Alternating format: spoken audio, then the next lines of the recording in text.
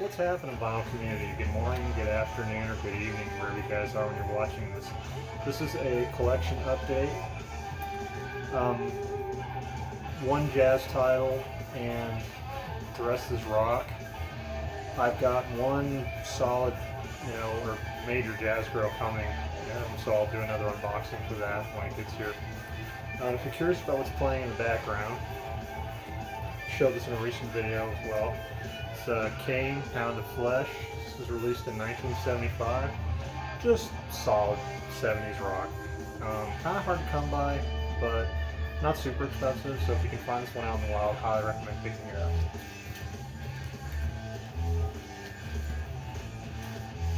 Recently, this past month, Walmart has been doing a Deals for Days sale, and I was walking through and saw their vinyl selection, and this next one actually caught my attention.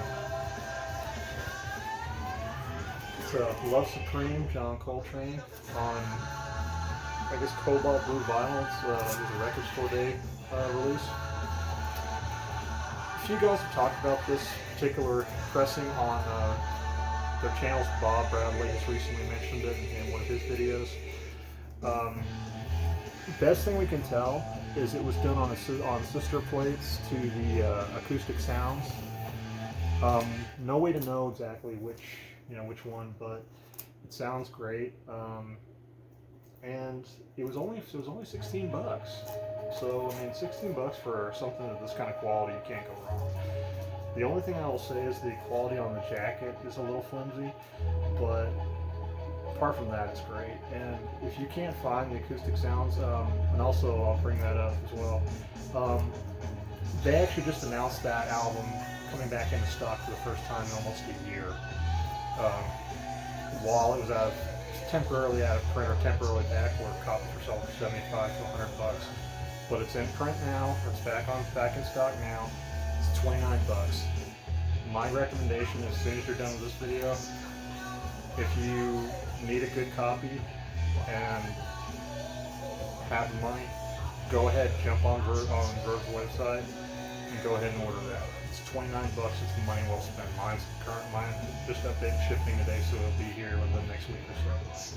But this is a nice, cheapish variant to have, but it's one I'm happy to have because I'm a sucker. This is one of my favorite albums, as I've said on so many occasions.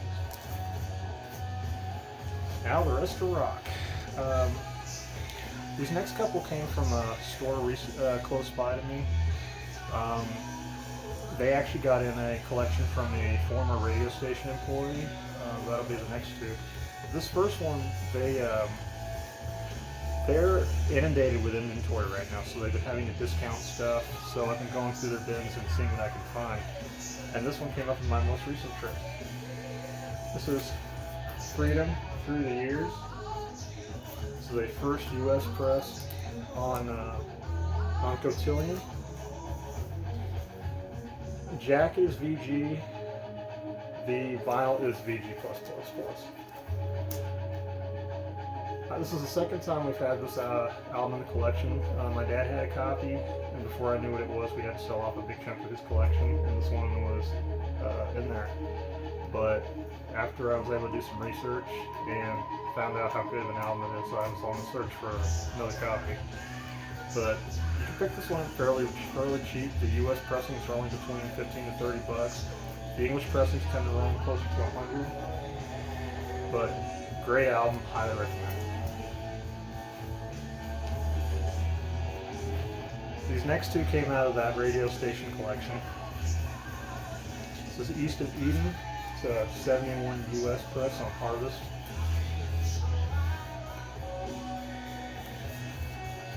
It's just solid blues rock, early 70s blues rock. Been trying to get out of my comfort zone a little bit on music. If you follow Dylan at Noble Records, his secondary pages, find this record. He showcases his personal collection, a lot of rarities and stuff like that. A lot of psych rock, it's blues, etc. And through listening to those that he's put up and doing some research, my musical palate's been broadened here and there, and it's been helping me go out and look for other albums and just test the water, see what stuff I like, what stuff I don't like. And this one is a fairly cheap one to find. You can find, I paid 20 bucks for this. It's a radio station copy. It's in the shrink, solid VG plus shape. Pick this one up for about 20, 25 bucks. And it's another one I would highly recommend. This next one is a band that you've no doubt heard of. I mean, you have to be living under a rock not to know this name, but the earlier stuff and the later stuff are two completely different areas of the spectrum. This is Fleetwood Mac, English Rose. It's the first pressing on Epic with a yellow and black. So 69 dated Santa Maria pressing plant. So, and part of in the collection, there were two early Fleetwood Mac albums. There was this one and there was the self-titled. I had picked up the self-titled and unfortunately had a really bad dish work that couldn't be fixed. So, the store has a really good policy about if there's a problem, let them know and they can work something out with you. Saw this in a flip video and let them know what was going on. They said bring it back in, we'll take care of you. Picked this one up, brought it home, cleaned it, solid VG plus shape, plays great. And no taken away from the Steve Nicks era Fleetwood Mac, but I'm a sucker for the early stuff just because this is more blues and blues rock oriented material. I mean, Landslide's a great song and all that, but I prefer this part of Fleetwood Mac's career. It's because it's just so different compared to their later stuff. Hopefully I can pick up another copy of the self-titled, but these early releases are getting harder and harder to find, not only in general, but especially in good shape. So this one paid around 40 bucks for, or basically 40 bucks a trade credit, and they generally go anywhere from 40 to 100 bucks. That's pretty much the same thing can be said for damn near all the early ones. But if you can find this one, highly recommend it. It's in print as a reissue, so definitely if you can find this one out there, grab it. These last three are bona fide grails. This one, speaking of Dylan and Nova Records, I actually reached out to him and he wasn't aware of this album. So I sent him a couple samples, so I'm curious to see what he's going to think about it. But this is Banshee, Thinking. This was released in, I believe, 71 or 72. It's on Polydor. This is the US pressing. OG, all that jazz. Picked this one up through a seller on Discogs.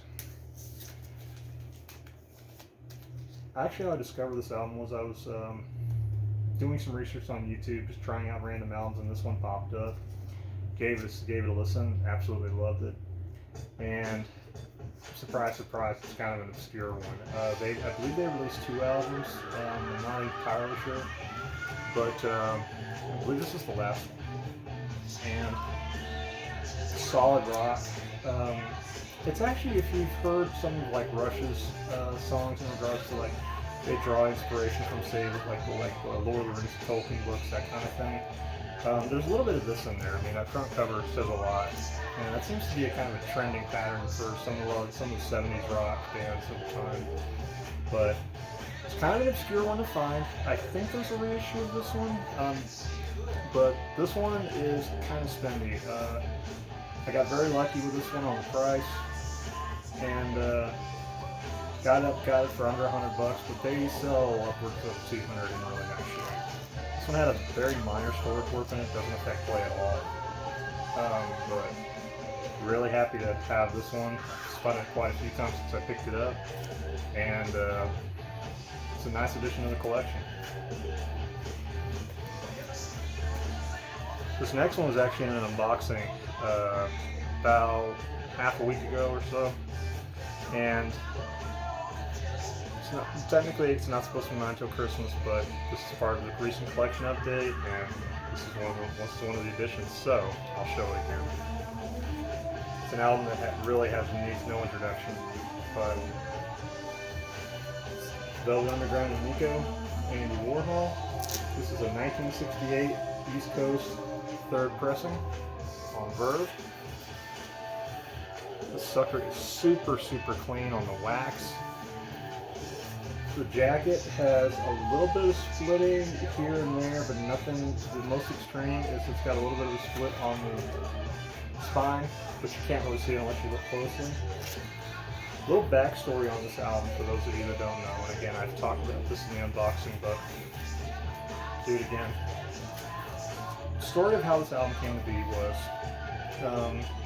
or basically, essentially how the album made it to press was, Andy Warhol went to Verve Records and pitched this album as saying, if you put out the album, I'll do the cover art.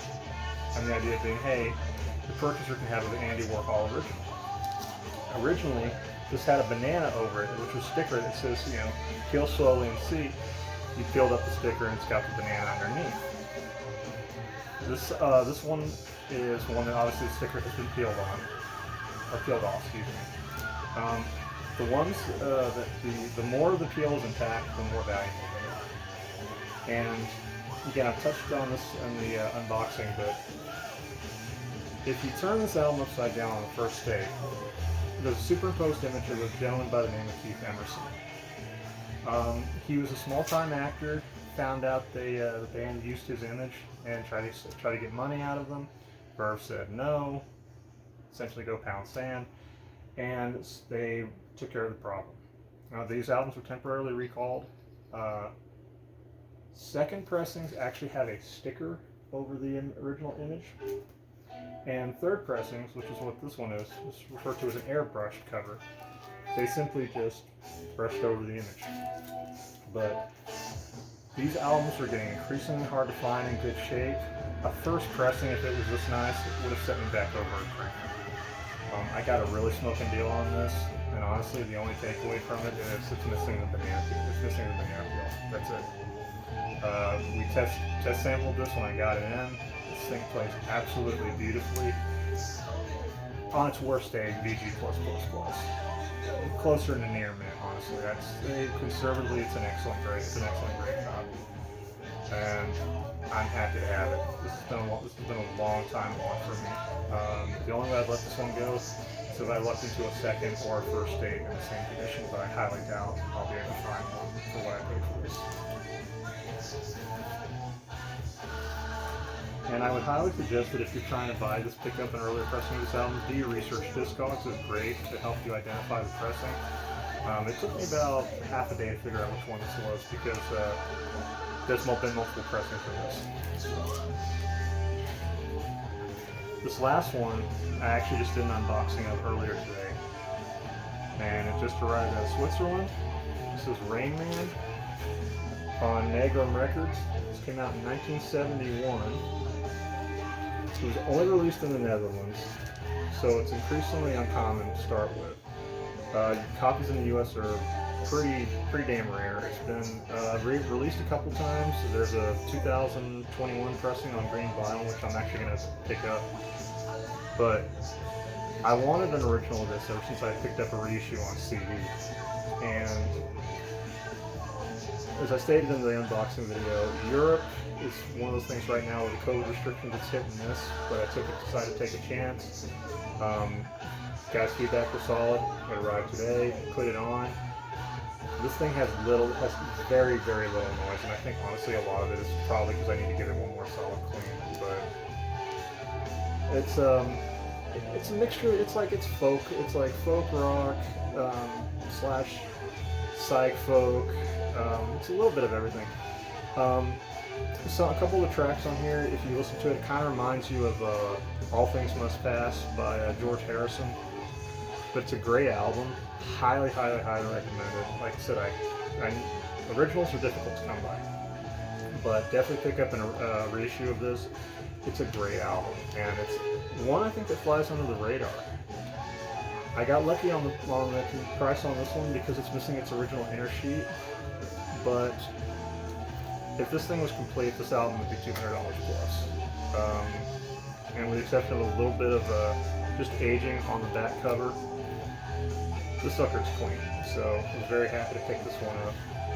And spun side one earlier, and I'm going to do side two before I call it a day. But I hope you guys enjoyed this recent collection update. If you like what you see, please click like and subscribe.